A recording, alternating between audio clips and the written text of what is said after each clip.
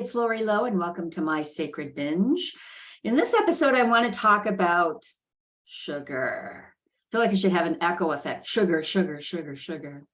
I'll figure that out one of these times. But talk about sugar today from the perspective of for those of us who are binge eaters, sugar and food that's been so highly processed that our body reacts to it like glucose. Because it's this marvelous energy source, glucose.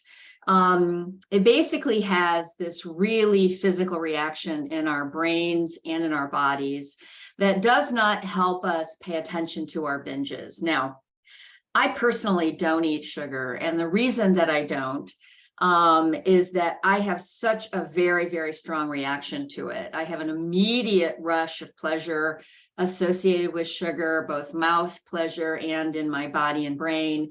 And the desire to continue consuming it I'm just hardwired for that. My neural pathway that was developed the first time that I had sugar is just like the Grand Canyon in my brain. I'm going to start by reading something from my journal here. Again, this is my flamingo journal, but this is what I have.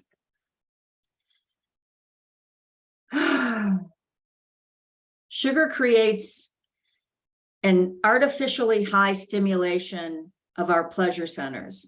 And this is scientifically based information. It is an artificial stimulant, very similar to drugs like heroin and cocaine, I think, and nicotine. Alcohol also affects that same pleasure center. An artificially high stimulation of our pleasure centers, and it releases dopamine. Now, dopamine is not, as I always thought, it's not the pleasure hormone itself. It seems to have something to do with learning.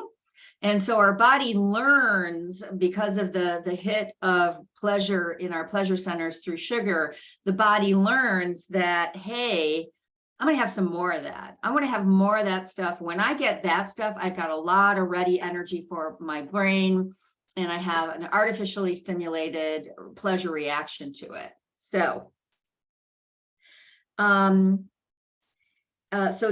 teaches the brain to want that artificial stimulation in order to survive. And this is a really interesting way to look at this.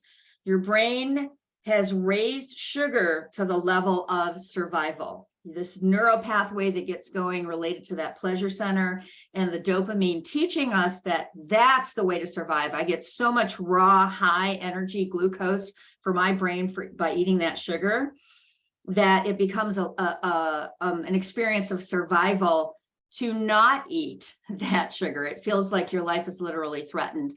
And so I know times in my life I've been very panicked, and I've been actually, I remember years ago, when first time I ever came out as a binge eater, it was to a therapist.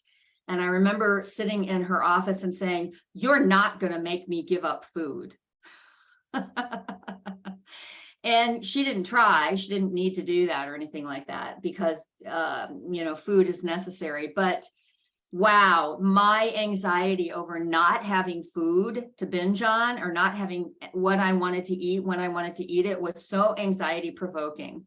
And a good deal of that is that addictive response that our pleasure center has when we eat highly processed, high energy foods that have a lot of glucose. Sugar is obviously just a glucose bomb. So over time, I have recognized that sugar adds no value in my life. And I got long enough away from it. I don't know how long it was before I just wasn't even thinking about sugar that much anymore.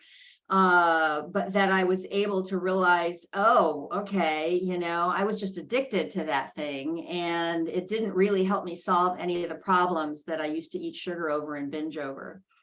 So when we kind of look more closely at the mechanism of why we binge and why we use certain substances to self-medicate or to make the pain go away or whatever, we have a chance to actually do something different. That's what we have about sugar today. I have a few choice words to say in the next episode about the food industry that engineers food to stimulate those pressure centers, so we buy more of it, but not today. In the meantime, you guys have a great, great day. And again, feedback on the episodes is really, really helpful. I really appreciate it. And you have an awesome, awesome day. Bye-bye.